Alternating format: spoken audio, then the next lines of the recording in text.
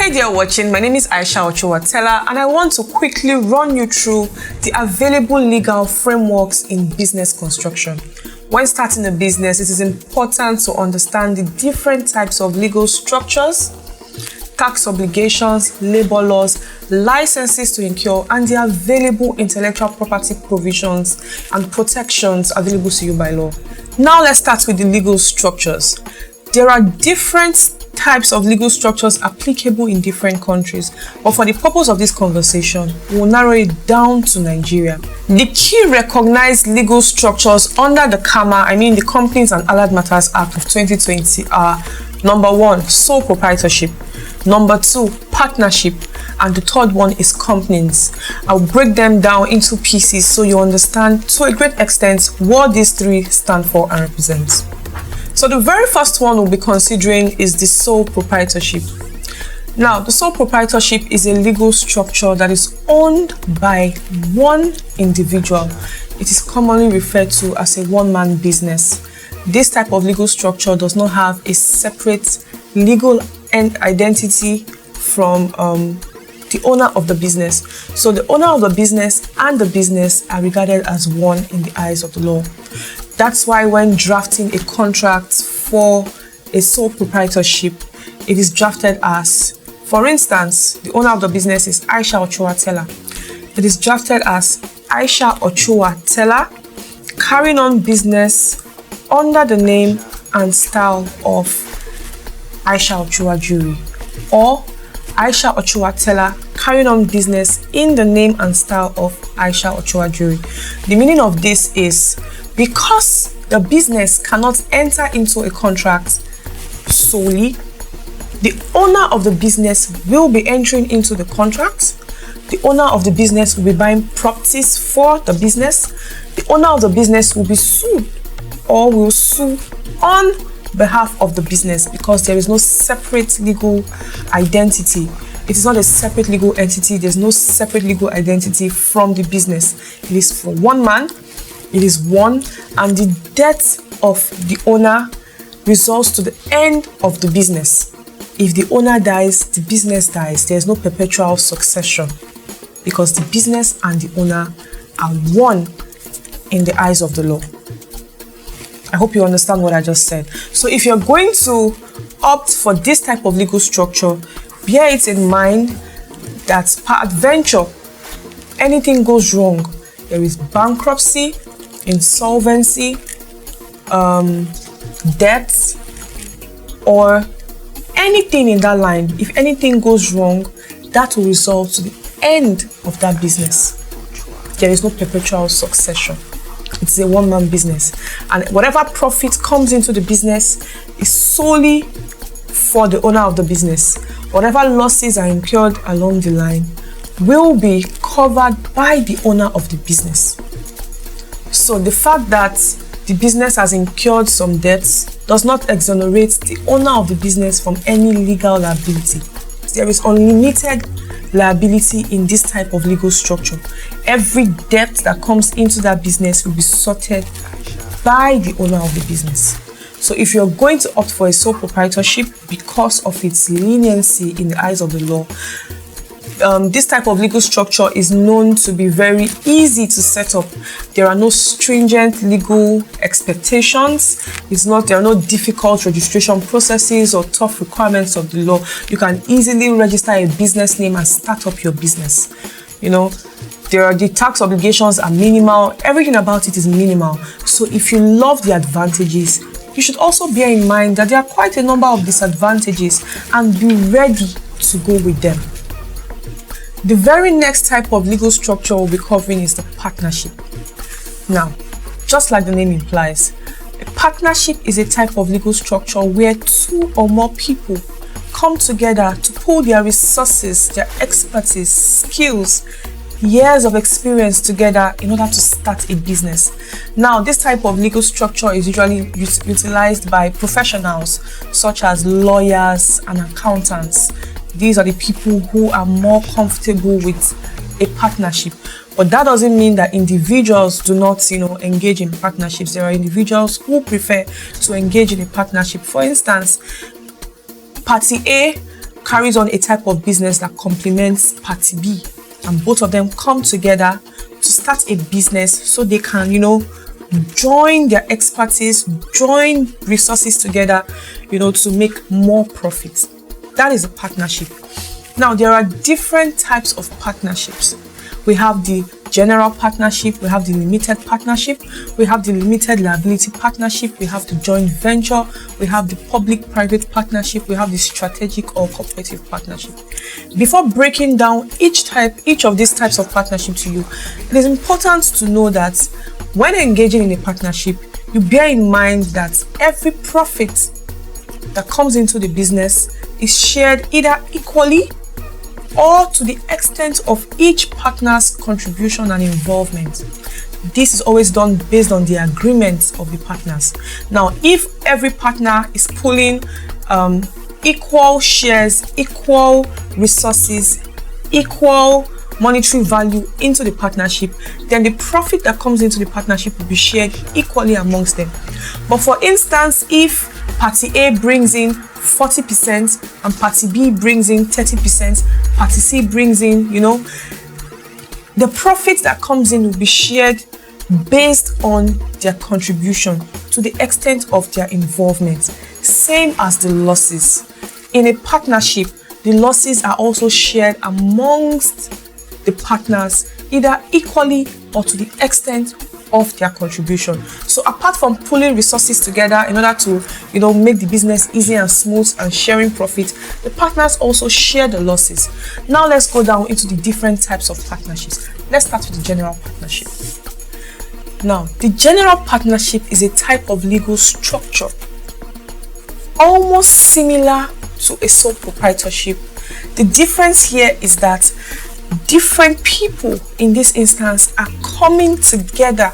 Now, a sole proprietorship is a legal structure that involves one person. Now, in a general partnership, different people come together to pool their resources together.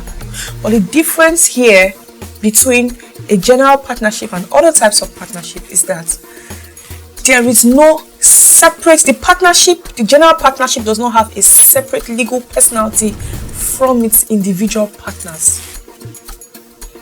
The partnership business in itself does not have a separate legal personality from its individual partners. This means that creditors can go after the assets of individual partners to fulfill its obligations where there's a lapse. Now, every profit that comes in is shared by the partners.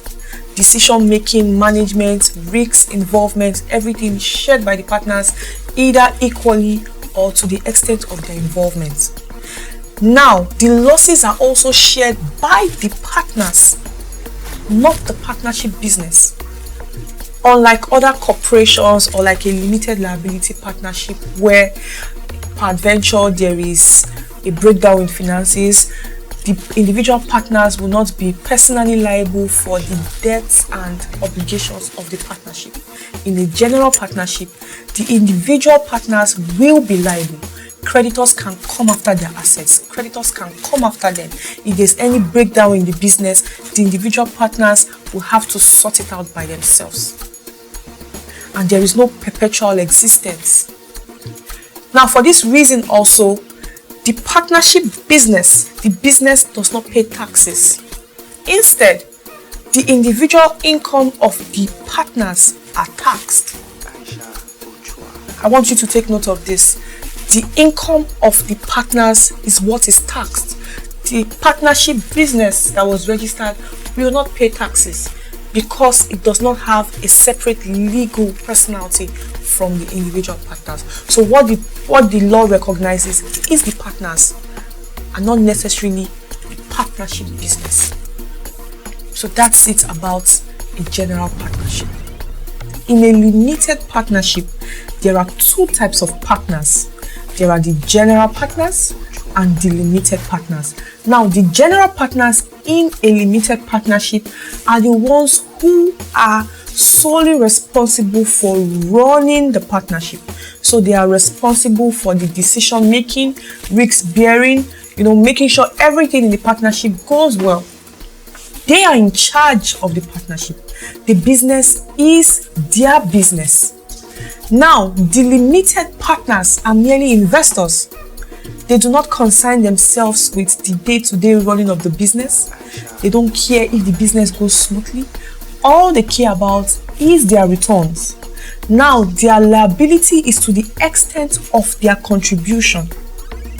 So, if, for example, a limited partner's contribution is just 10%, if the business runs into a loss, he will only contribute to whatever is going on to the extent of his involvement, his investment in that partnership. That is the A to Z of a limited partnership. Now, for a limited partnership to exist, there must be at least one general partner who will be responsible for the totality of the business. Now, what most people actually do engage in is called limited partnership. If you have an investor who you report to, then you are in a limited partnership with that investor, because you are the general partner, the one who is fronting for the business, the one who really cares about the business, the one who wants to make sure the business succeeds. You are the owner of the business. You are the general partner. Anyone looking from the outside will call you the owner of the business. Now, because there is someone who has made some form of contribution into your business, who has some form of interest in your business, because his or her money is in your business, that person is a limited partner. Now, that person's liability or involvement in your business is to the extent of his or her contribution. The person does not involve himself or herself with your decision making. Make all the decisions, do whatever you want, but let me have my returns. If the business flops, my responsibility is only to the extent of my contribution to your business. Now, this is a limited partnership. Now, let's move on to the third type of partnership, which is the limited liability partnership.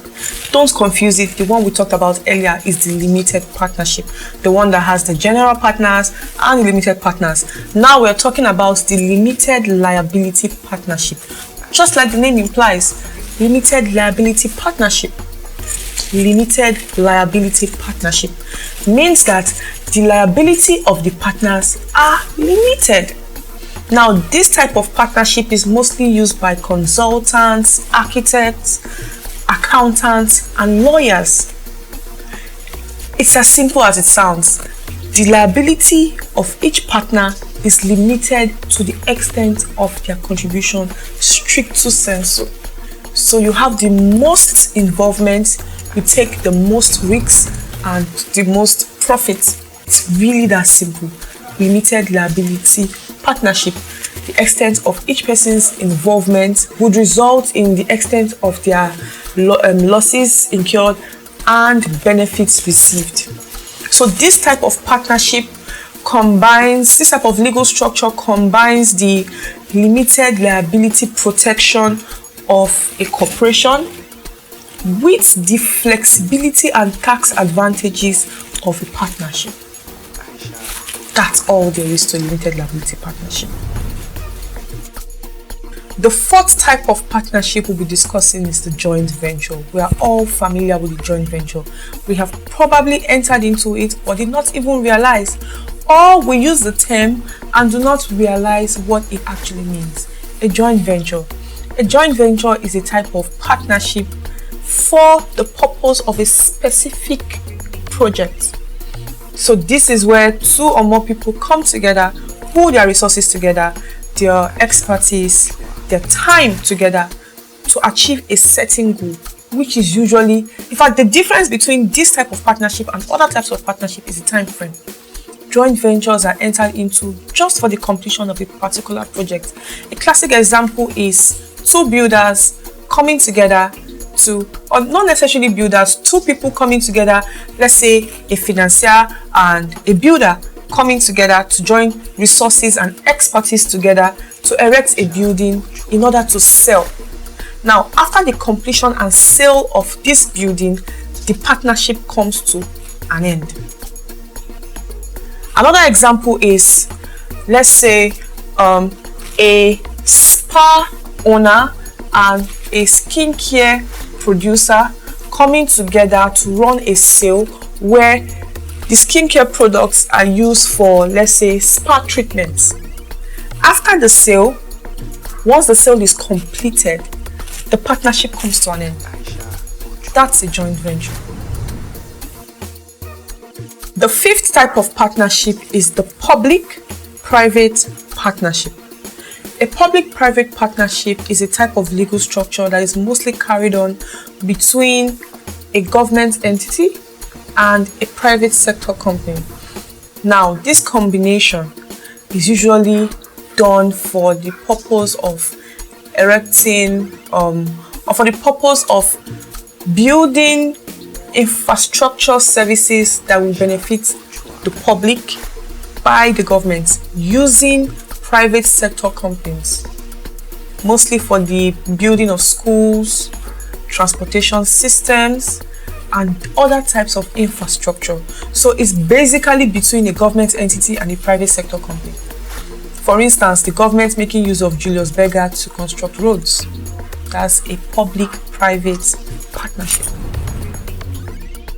So the very last type of partnership that we'll be discussing is the strategic or cooperative partnership.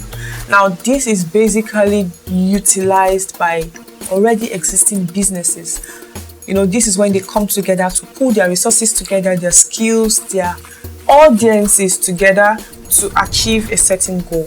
So this is my sector, this is your sector, let's come together, we complement each other, let's probably run sales, or let's probably have unique services that will pull both customers together, customers of both parties together, for us to make more profits, get a wider reach, make more announcements. So by the time I announce the business to my customers, you announce it to your customers, we have more reach, we make more profits, more engagement. So this type of partnership is usually utilized by already existing companies, already existing businesses for the purpose of a higher market advantage. That's the A to Z of a strategic or cooperative partnership structure. That's what it is basically. So when choosing a partnership legal structure, it's important for you to consider and understand the various types of partnership, their features, their advantages, their disadvantages, and pick the one that best suits the type of legal structure you really want for your business. So if you are determined to go for a partnership, then understand the types of partnerships and make sure you're making the right choice. Don't go for a joint venture when you intend to carry on that business forever. Going for a joint venture would mean a short-term partnership. So you have to be careful, you have to understand their features, you have to understand everything they entail and make sure you make the right choice. Now let's move on to companies. A company is a legal structure formed and incorporated by one or more persons for the purpose of carrying on a business. Now, a company, as opposed to the sole proprietorship, has a separate legal personality from its owners. When we talked about the sole proprietorship, we made mention that there is no different legal personality, meaning that the sole proprietor and the business are one and the same. Now, unlike that, a company has a separate legal personality from its directors, from the people that incorporated it. Once a company is incorporated, in the eyes of the law, the company is a legal person. A company can enter into contracts, a company can own properties, a company can sue, a company can be sued. Once incorporated, the company is a separate person from the people that formed the company. And that's why when drafting a contract for a company, it goes as Aisha Ochuwa Jewelry of so address. And unlike the sole proprietorship where it would have been Aisha Ochuwa Teller carrying on business under the name and style of Aisha Ochuwa Jewelry, in this case, because Aisha Ochuwa Jewelry Limited has a legal personality, it would be Aisha Ochuwa Jewelry Limited, because Aisha Ochuwa Jewelry Limited can enter into contracts. Now, a company limited by shares Mind you, this could apply to either private or public. That's why we're just limiting it to company. So a company limited by shares, just like the name implies. This simply means that the liability of the shareholders is to the extent of their unpaid shares. So if peradventure there is a downside and the company runs into a loss and there is any form of liability to be shared in, each shareholder will only share in the liability to the extent of their unpaid shares. Now, this also falls back to the principle of a company having a separate legal personality. So the company bears all the loss, the company bears all the liabilities, but the shareholders only participate to the extent of their unpaid shares. That's all about a company limited by shares. It's limited by shares, limited to the extent of their unpaid shares. That's all. The second type is the company limited by guarantee. A company limited by guarantee is a legal structure usually utilized by non-profit making associations.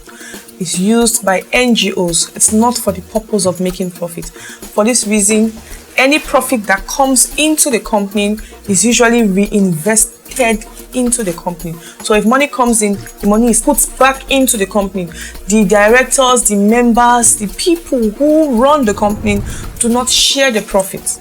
Now, because there is no profit making, there is obviously no income generation that will be used to pay key people involved. So whoever volunteers to be a part of this type of company works for free as a volunteer, solely committed to the smooth running of the company, not for the purpose of making profit, not for the purpose of being paid. Now, the extent of liability of the members is basically to the extent of their guarantee.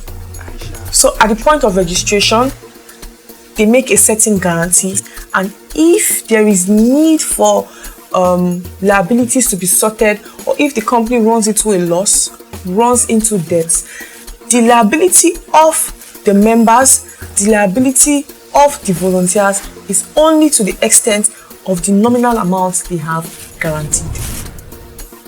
The third type of company now is the unlimited company.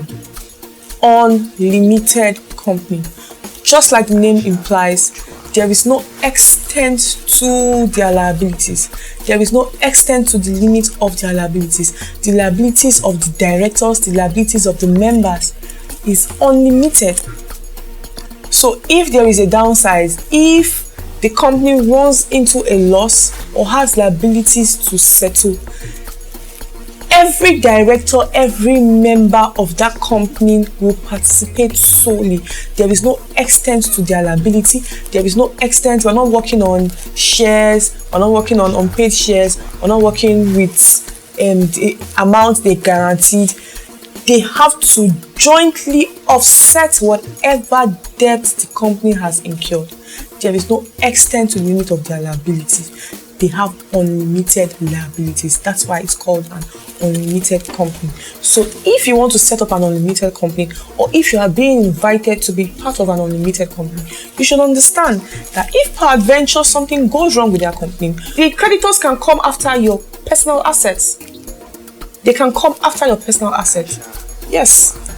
If you set up an unlimited company, despite the fact that the company has a separate legal personality, your personal assets can be attacked simply because there is no extent to your liability. So when going after an unlimited company, we're trying to set up an unlimited company, you should be careful. Be careful and make sure that that is what you really want. And if anything comes down to the worst, you are ready to go with whatever the Lord throws at you. Having considered all of this, when setting up your business, when trying to pick the best legal structure, it's advisable to weigh everything, weigh all your options, from sole proprietorship to the different types of partnership to the different types of companies, both private and public. Weigh your options, understand every part they have to offer, their good sides, their bad sides, the provisions of the law, provisions of the Companies and Allied Matters Act. Understand what the law provides. Understand in depth and make sure you pick, because your choice could either make or mar your business. Your choice of legal structure, will either make or mar your business. So when picking the legal structure, this is what I regard as one of the most important steps in setting up that business, that dream business you have. This is one of the most important parts. When setting up your business, make sure you go for the right legal structure. A wrong legal structure is a death trap waiting to destroy that business. So make sure you pick the right legal structure. Make sure you calmly assess and weigh all your options and pick the right legal structure that will serve you in the long run.